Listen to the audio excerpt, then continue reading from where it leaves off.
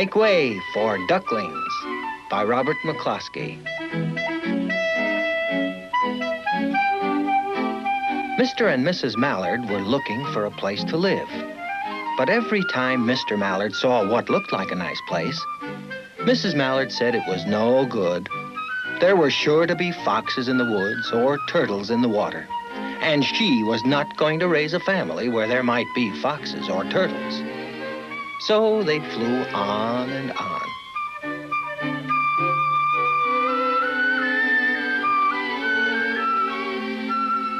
When they got to Boston, they felt too tired to fly any further. There was a nice pond in the public garden with a little island on it.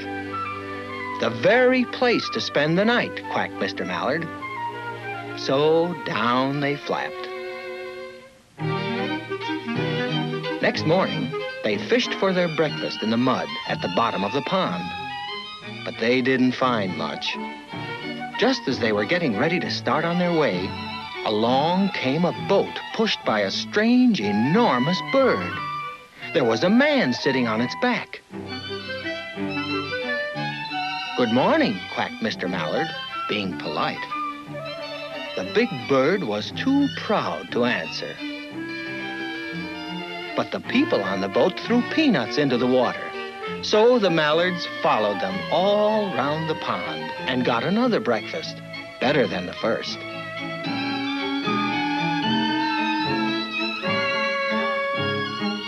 As they climbed out on the bank and waddled along, Mrs. Mallard said, "I like this place.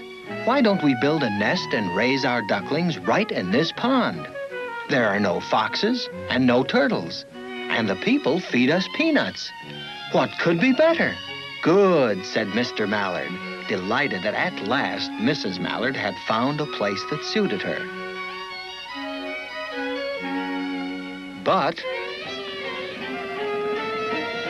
"Look out!" squawked Mrs. Mallard. "You'll get run over." And when she got her breath, she added, "This is no place for babies, with all those horrid things rushing about.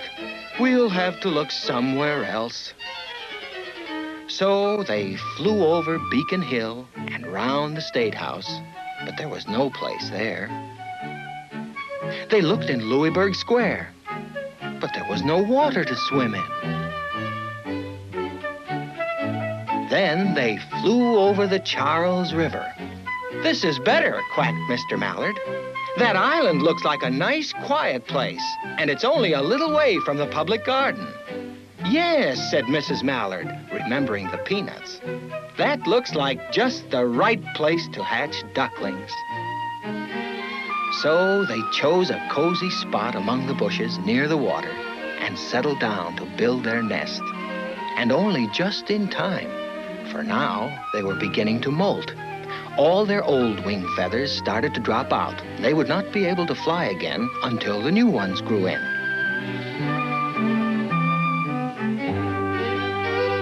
But of course, they could swim. And one day they swam over to the park on the riverbank. And there they met a policeman called Michael.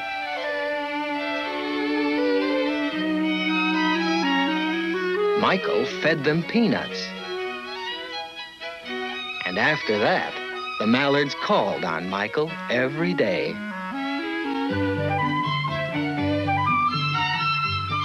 After Mrs. Mallard had laid her eggs in the nest, she couldn't go to visit Michael anymore because she had to sit on the eggs to keep them warm. She moved off the nest only to get a drink of water, or to have her lunch, or to count the eggs and make sure they were all there. 1, 2, 3, 4, 5, 6, 7, 8. One day, the ducklings hatched out.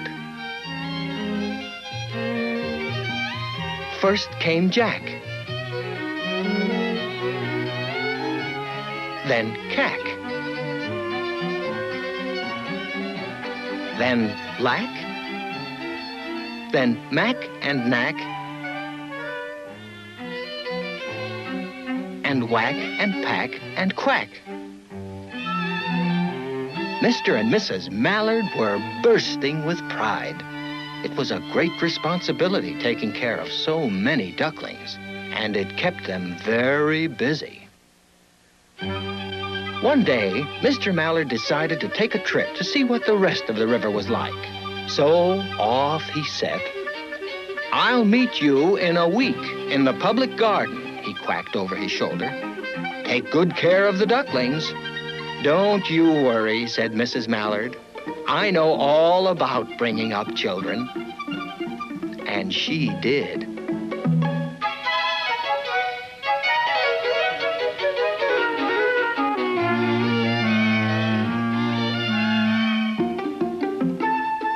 She taught them how to swim.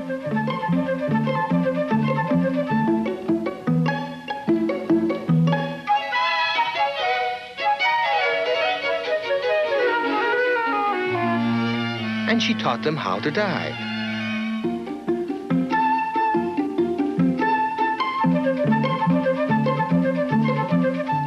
She taught them to walk in a line, to come when they were called, and to keep a safe distance from bikes and scooters and other things with wheels. When at last she felt perfectly satisfied with them, she said one morning, "Come along, children, follow me." Before you could wink an eyelash, they fell into line just as they'd been taught. First Jack, then Cack, then Lack, then Mack, Knack, Whack, Pack, and Quack. And they swam to the opposite bank.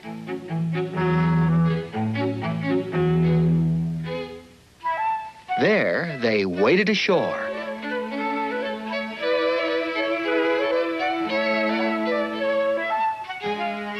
And they waddled along till they came to the highway. Mrs. Mallard stepped out to cross the road. Honk, honk, went the horns on the speeding cars. Quack, went Mrs. Mallard. And the cars kept speeding by and honking, and Mrs. Mallard and the ducklings kept right on quack, quack, quacking. They made such a noise that Michael came running, waving his arms and blowing his whistle. He planted himself in the center of the road, raised one hand to stop the traffic, and then beckoned with the other, the way policemen do, for Mrs. Mallard to cross over.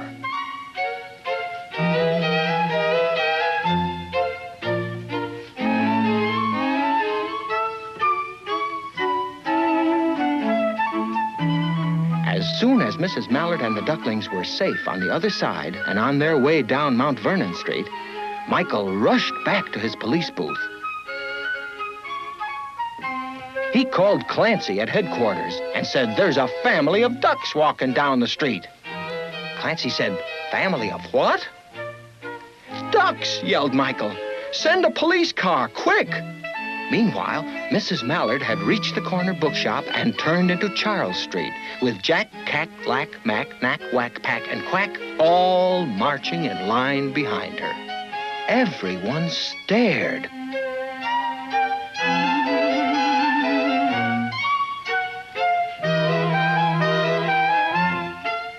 An old lady from Beacon Hill said, "Isn't it amazing?" And the man who swept the streets said, "Well, now, ain't that nice?"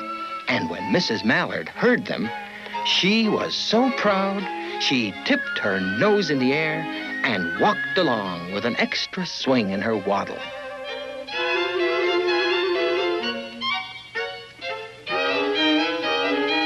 When they came to the corner of Beacon Street, there was the police car with 4 policemen that Clancy had sent from headquarters. The policemen held back the traffic so Mrs. Mallard and the ducklings could march across the street.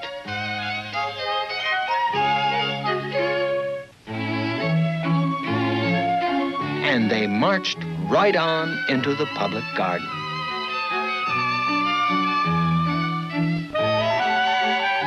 Inside the gate, they all turned round to say thank you to the policeman.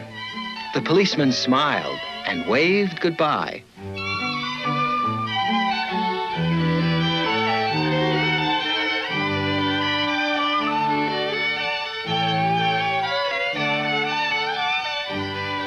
When they reached the pond and swam across the little island, there was Mr. Mallard waiting for them, just as he had promised.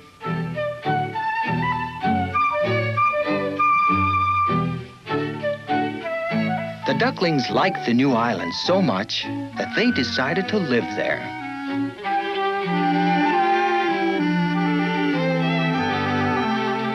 All day long, they follow the swan boats and eat peanuts.